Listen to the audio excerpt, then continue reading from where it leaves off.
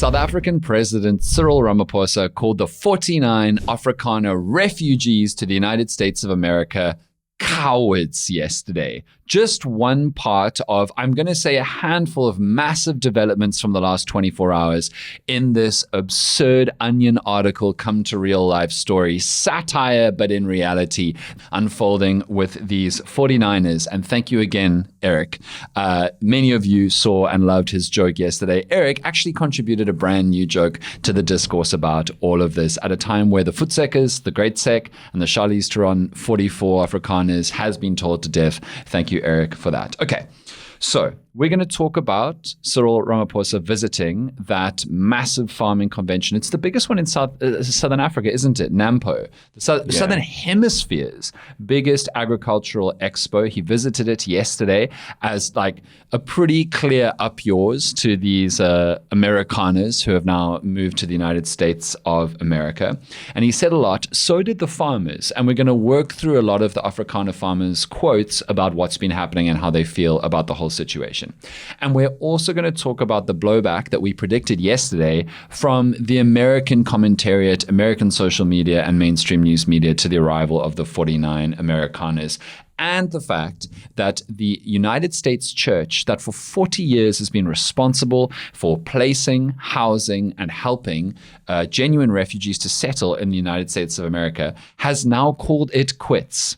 Partially because of the absurdity of 49 people, direct beneficiaries of the apartheid, super extractive, exploitative, evil project of white supremacy and creation of systemic white privilege. They allegedly are now refugees. I don't know if you saw all of the Americans on TikTok yesterday saying, these are the first overweight refugees we've ever seen. Yeah. Which is such you are clearly not suffering. Such a devastating thing to say about a few of them who were there. But fair point. A lot of people were also looking at the still frame pictures of these Amerikaners and figuring out what suitcases they had and how much those suitcases cost retail, to point out once again that these people are just not struggling the way that any refugee ever in all of history has. Let's talk about NAMPO and what happened literally yesterday, because frankly, I loved it. A little bit of a pity, a little bit of like a haha, a little bit of like an oh really from the president to go to literally the biggest agricultural expo in Southern Africa. He arrived saying that he was attending as a farmer himself. And he said that he thought it was a really sad moment for the South Africans who had left, that they were no longer here. I want to give you exact quotes of what he said because I think they were really, really, really important.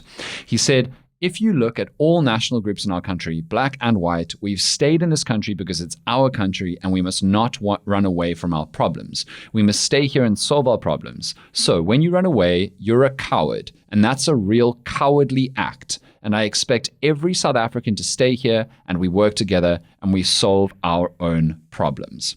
That is extremely strong language, especially for this president, who is not prone to strong, explicit language. For him, this is basically F-bombing. Yeah. Like for the way that Ramaphosa handles his media engagements and his public pronouncements, that is basically what it was. He also said that they may be feeling excited that they've left the country. They've got someone like President Trump.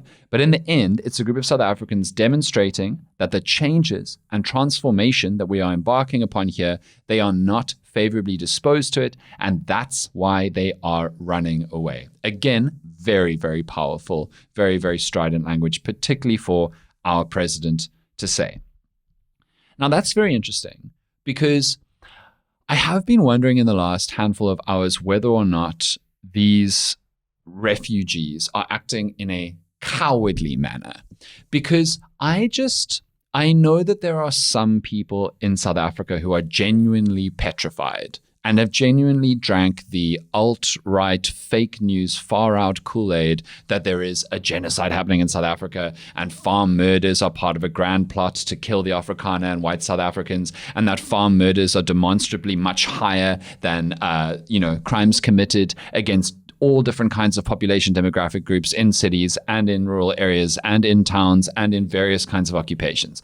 I know some people have drank that Kool-Aid in spite of the fact that all of that has been so thoroughly refuted over and over and over and over again. And if you listen to the quotes from many of these farmers at Nampo, they're basically saying that. Like, they are highlighting the fact that farm murders do happen, that it is by its nature, potentially farmers can be the targets of crimes because often farms are large tracts of land that are hard to police in remote areas of rural zones. The fact that farms are often the places with the most wealth and economic activity in impoverished rural areas where many people are living in squalor and serious desperation. Like, those things can all be true. And it can also be true, which it is, that farm murders are not demonstrably higher than average murders and attacks and crime in the rest of the country for all South Africans, that it's actually lower, and farmers and farm workers are far less at risk than the vast majority of other South Africans who live particularly in poverty, because poverty and desperation is the greatest indicator of crime and being in real danger in not just this country, but every country in the world. But I'm not sure if these guys running away are cowardly, or if, and again, nobody's been able to interview them, or if they just saw an economic opportunity. If they just went, we're going to go to America, where the current American government has an explicit, direct personal incentive to give us glorious lives as part of their grand media PR campaign to show that they are saving the downtrodden whites from Southern Africa. Maybe they just made a calculated choice to go, okay, our lives here are not as good as we want them to be. We're not hyper wealthy. We're not extremely privileged or well off, although we're not destitute.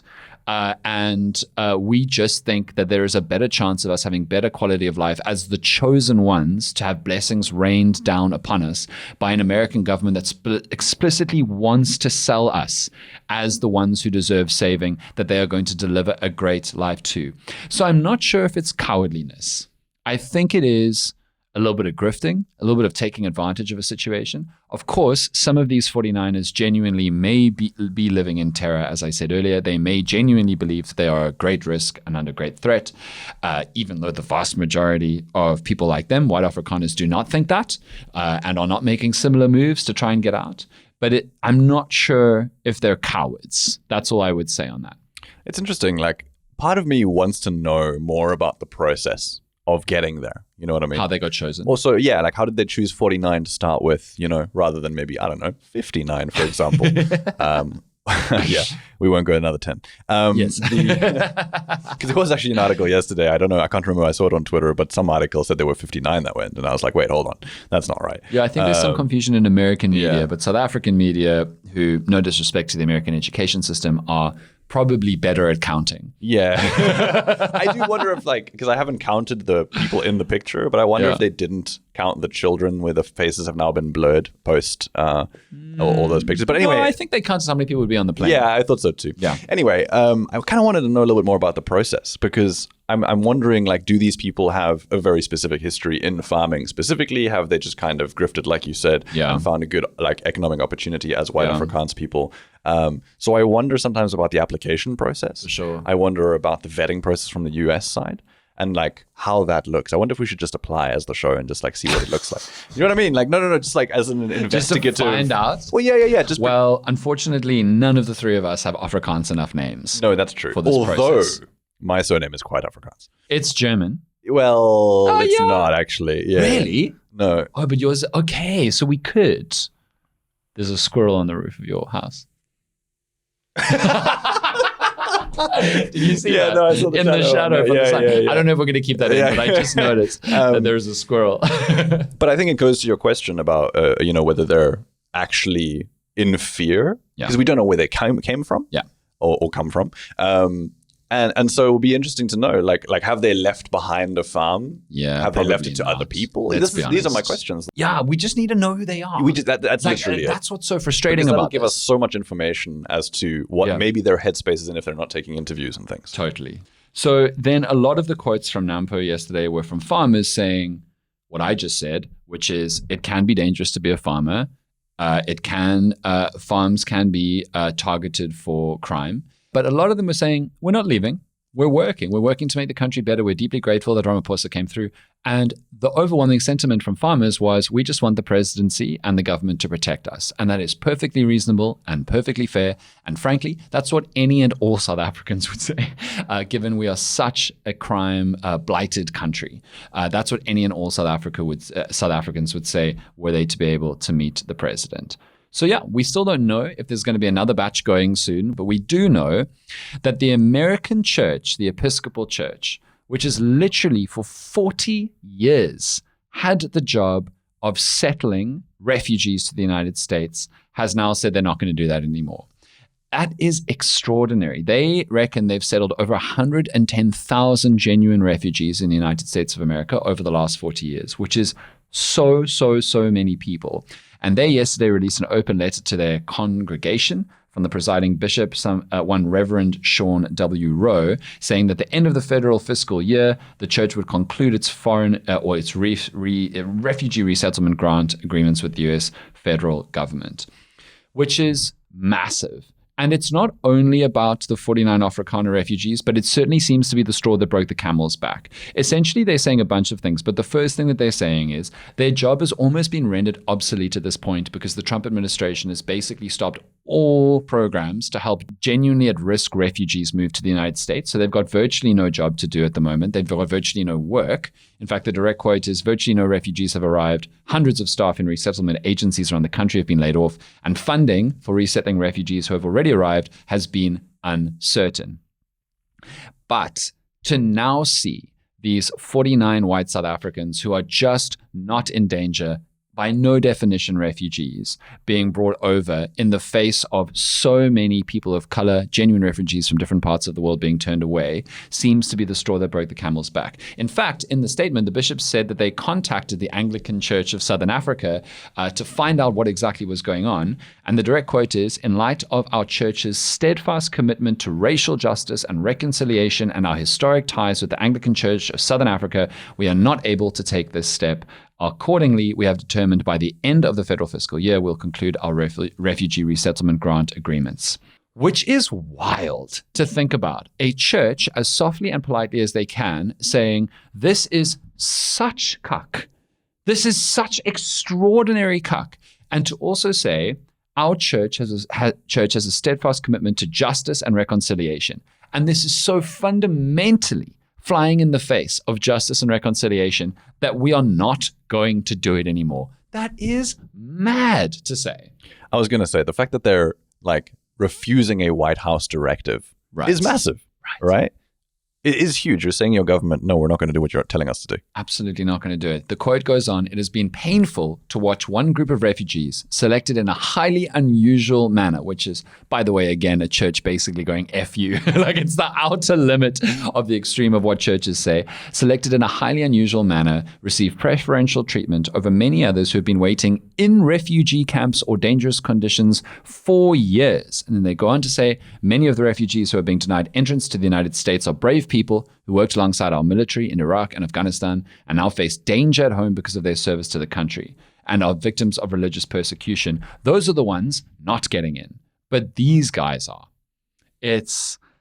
I want to play devil's advocate for a second. Oh, play it, devil. Let's go. Also because we're talking about churches. But I wonder, do you think the new Pope, could get involved in a situation like this?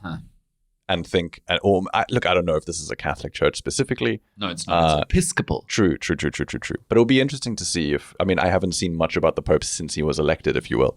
And so it'll be interesting if he weighs in on any of these kinds of issues of churches specifically, turning down just because of their ties with America and things like that. So what is interesting, quite a lot of reports came out around the new Pope when he was first, he ascended. Ascended to the throne, not ascended. When he was selected, Papus Dominus or whatever the Latin is, that he, like many Catholic leaders before him and Christian leaders, is very pro-immigration, particularly when it is towards the end of peace, justice, and safety. And so that directly flies in the face of the broad Trump administration anti-immigration sentiment. And this Pope, it seems, is pretty clear-headed about stopping war. He used one of his first addresses to say there needs to be peace in places like Gaza. So he is, I think, one of those. But of course, the church historically well, at least in the last half a century or so, the Catholic Church has tried not to get too deep in the weeds of explicit politics. So it's hard to tell. So yeah, those are the latest updates on this farcical situation that is really capturing the whole world's attention. News media is running it as top headline stories all around the world. And more Americans are becoming more and more conscientized, aware of, briefed on, and outraged about this ludicrous situation. And as we kind of predicted yesterday, more and more Americans are finding out the truth about South Africa as they become more and more shocked, befuddled, outraged about what the Trump administration has done with these 49 Amerikaners.